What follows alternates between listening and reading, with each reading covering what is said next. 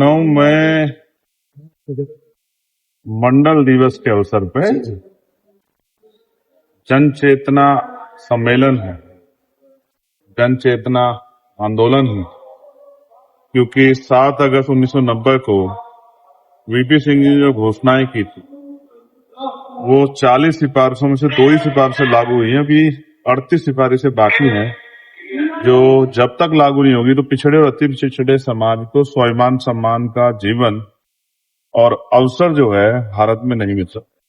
ये मांगे पूरी हों, इसलिए हम लोग जो हैं आज मंडल दिवस पे ये मंडल जन चेतना आंदोलन शुरू कर रहे हैं और इसको हम गांव-गांव तक, घर-घर तक ले जाएंगे, पहले उत्तर प्रदेश में फिर देश के कोने-कोने में, जिससे सरकार इस मांग को सुने और इन वर्गों के हितों के लिए काम। सर, आरएसएस प्रमुख मोहन भागवत ने कहा है कि जब तक समाज में असमानता है तब तक जो आरक्षण मिलता चाहिए, लेकिन जो लोग आरक्षण का लाभ लेकर अच्छी जगह पहुंच गए हैं उनको अपना बड़ा दिल दिखाते हुए इसको छोड़ देना चाहिए। तो जो पहुंच गए हैं उसकी जानकारी कैसे मिलेगी? उनकी जानकारी ऐसे मिलेगी कि आर्थिक आंकड़े जारी हो जाए, उसके लिए जातिगत गणना हो जाए, तो पता लग जाए कि कौन आदमी, कौन समाज कितना आगे बढ़ गया है। फिर जातिगत जनगणना के बाद आर्थिक आंकड़े आ जाएंगे तो फिर उसका विश्लेषण कर लेंगे। लेकिन मोहन भागवत जी को बताना पड़ेगा कि क्या आर्थिक समानता से सोशल स्टेटस बदल सकता है क्या? जो सामाजिक भेदभाव है जो आजादी के अब तक भी चल रहा है, आजादी के बाद अब तक चल रहा है, क्या इसको बदला जा सकता है? अगर कोई आदमी पैसे वाला हो गया है तो क्या जाति के आधार पर उसके साथ उत्पीड़न या भेदभाव बंद हो जाएगा क्या? इसका जवाब भी मोहन भागवत जी को, और वो हमें क्यों कह रहे हैं, आपको क्यों कह रहे हैं? उनकी सरकार है, वो ये बात सीधे नरेंद्र मोदी जी को कहे। नरेंद्र मोदी जी इसको जो कैबिनेट में प्रस्ताव लिया है, बिल लिया है, और ना कर रहा है, फिर हम विपक्ष के लोग या जो भी सामाजिक न्याय को मानने वाले लोग हैं उनसे चर्चा कर लेंगे, विचार विमर्श कर लेंगे।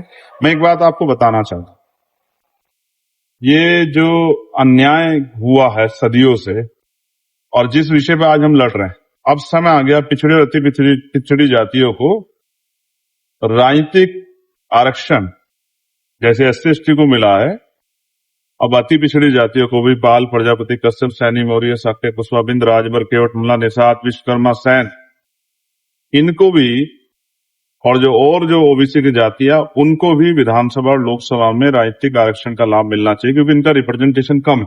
मैं आपको ऐसी सैकड़ों जातियां गिनवा दूंगा जिन्होंने विधानसभा लोकसभा का मुंह ही नहीं देखा।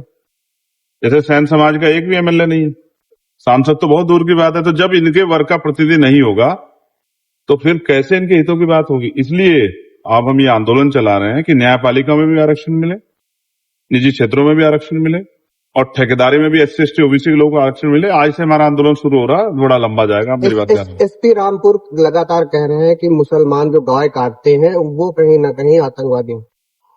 कौन कह रहे हैं? SP रामपुर का बयान मैंने सुना नहीं है बयान। कल मेरी उनसे बात हुई थी एक विषय में, जब उनके एक SI जो है अनुसूचित जाति के एक बच्चे को जाति के आधार पर गाली दे रहे थे, तो उन्होंने मुझसे कहा था कि मैंने उन पर कार्रवाई कर दी है, उनको निलंबित कर दिया है और मैं पीड़ित परिवार को बुला रहा हूं। सर, अगर पीड़ित परिवार FIR दर्ज कराना चाहेगा तो मैं कराऊंगा। ऐसा बयान मैंने सुना नहीं। अगर किसी ने ऐसा बयान दिया है तो उसका जवाब सरकार को देना चाहिए कि ये उनका बयान है, सरकार का। सर, आरएसएस प्रमुख मोहन भागवत ने अभी अपने बयान में कहा है कि जो विरोध प्रदर्शन हो रहा है ये भी संवाद का एक माध्यम है, और जो जेनजी और जेन अल्फा जो अभी नई पीढ़ी है ये कहीं ना कहीं अधिक राष्ट्रवादी है। इसको एक जोरदार तमाचा लगा NDA सरकार को, और 2 दिन पहले एक अतुल साहब उनके हैं RSS के, अमोल या अतुल कुछ XYZ कुछ तरह करके है, वो कह रहे थे कि जो प्रोटेस्ट था ये एंटी नेशनल था। कल RSS प्रमुख कह रहे हैं, जो उनके बड़े लीडर हैं, कि ये जो प्रोटेस्ट था सही था जैन जी का। लेकिन पार्लियामेंट में हमने सुना कि जैन जी को बीजेपी के नेताओं ने, उनके मंत्रियों ने, NDA के नेताओं ने बहुत बुरा भला कहा। कोई गटर छाप बता रहा था, कोई एंटी नेशनल बता रहा था, बहुत सब चीजें।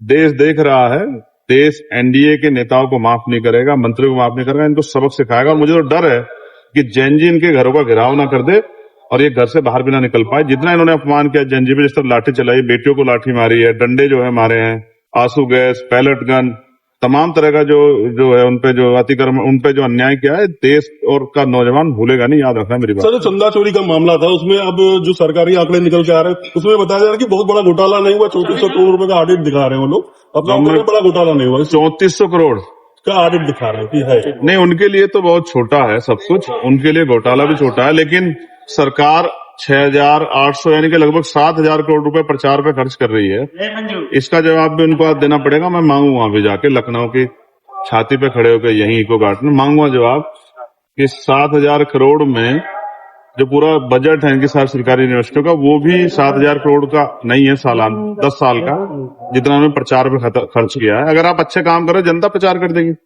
लेकिन आपने तो प्रचार के नाम पे या सरकार चलाने के नाम पे जो है तानाशाही की है। किसी को बुलडोजर चलाओ, किसी को लाठी मारो, किसी को गोली मारो, किसी का एनकाउंटर करो, ये सब आपने किया, जनता जवाब देगी आपको। लखनऊ में ही